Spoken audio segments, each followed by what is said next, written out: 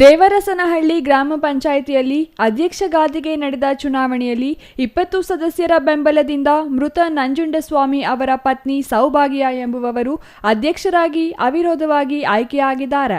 ತೆರವಾಗಿದ್ದ ಅಧ್ಯಕ್ಷ ಸ್ಥಾನಕ್ಕೆ ಇಂದು ಚುನಾವಣೆ ನಡೆಸಲಾಯಿತು. ಸೌಭಾಗ್ಯ ಒಬ್ಬರೇ ನಾಮಪತ್ರ ಸಲ್ಲಿಸಿತು.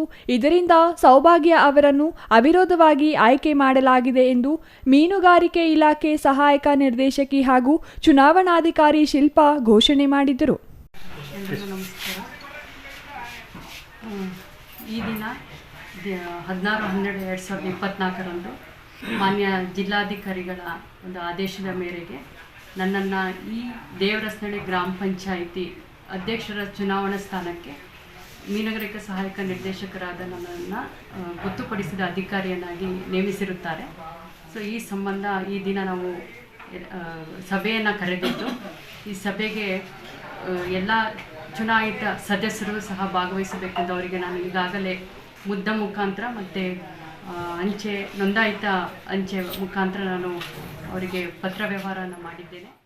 ಸುಮಾರು 23 ಸದಸ್ಯರ ಬಲ ಹೊಂದಿರುವ ದೇವರಸನಹಳ್ಳಿ ಗ್ರಾಮ ಪಂಚಾಯಿತಿಯಲ್ಲಿ ಇಂದು ನಡೆದ ಅಧ್ಯಕ್ಷ ಸ್ಥಾನದ ಚುನಾವಣೆಯಲ್ಲಿ 20 ಸದಸ್ಯರು ಹಾಜರಿದ್ದು 3 ಸದಸ್ಯರು ಗೈರಾಗಿದ್ದರು.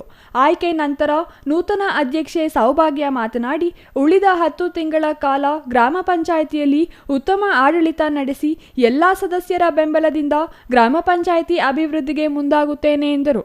ಎಲ್ಲ ಮೂಲ ಸೌಲಭ್ಯಗಳನ್ನು ಕಲ್ಪಿಸುವ ಜೊತೆಗೆ ಮಾದರಿ ಗ್ರಾಮ ಪಂಚಾಯಿತಿ ಮಾಡಲು ಪಣ ತೊಟ್ಟು ಕಾರ್ಯನಿರ್ವಹಿಸುತ್ತೇನೆ. ಇದು ಸತ್ಯಕ್ಕೆ ಸಿಕ್ಕ ಜಯ. ಅಧ್ಯಕ್ಷ ಗಾದಿ ದುರಾಸೆಗಾಗಿ ಇಬ್ಬರ ನಡುವೆ ಒಪ್ಪಂದವಾಗಿದ್ದ ಮಾತು ಕಳೆದುಕೊಂಡು ತನ್ನ ಪತಿಯನ್ನು ಬಲಿ ಪಡೆದರು ಎಂದು ತಮ್ಮ ನೋವನ್ನು ತೋಡಿಕೊಂಡರು.